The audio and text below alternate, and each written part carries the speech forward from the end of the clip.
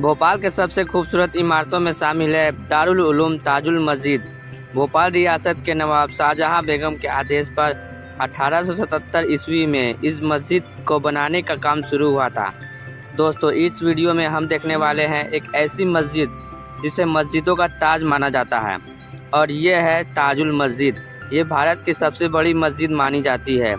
इसे बनाने का सपना तो बहादुर शाह जफर की हुकूमत में शाहजहां बेगम ने देखा था, लेकिन कहा जाता है कि पैसों की कमी की वजह से उनकी ज़िंदगी में उनका ये सपना पूरा नहीं हो पाया था। दोस्तों, ताजुल मस्जिद को बनाने में लगभग 100 साल से भी ज़्यादा समय लग गए थे।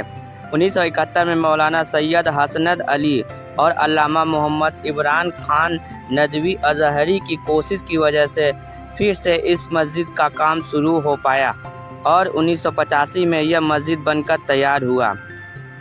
1970 में और 80 के दशक में जब ताजुल मस्जिद को बनाने का काम पूरा किया जा रहा था, तो उसी वक्त मेन दरवाजे की भी मरम्मत करवाई गई और उसमें 1250 में बनी सीरिया की मस्जिदों वाली डिज़ाइन भी जोड़ी गई।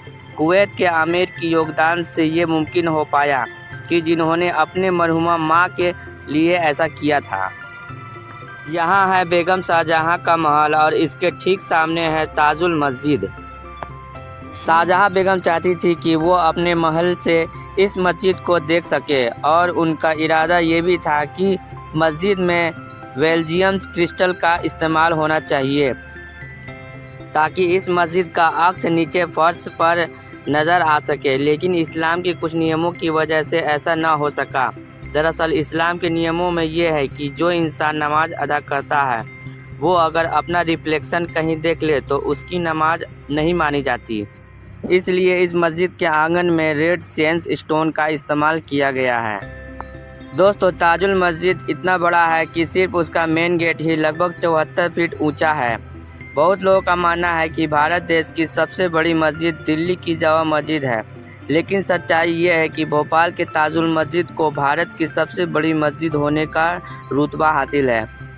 ये भारत की सबसे बड़ी मस्जिद तो है ही, लेकिन साथ ही साथ ये दुनिया की 3 सबसे बड़ी मस्जिदों में शामिल है। कहते हैं कि मस्जिद के सामने का हिस्सा, जिसमें कई सीढ़ियां चढ़ने के बाद एक बहुत बड़ा मेन दरवाज़ा आता है, ये डिज़ाइन फतेहपुर सिकरी के बुलंद दरवाजे से मिलता जुलता है।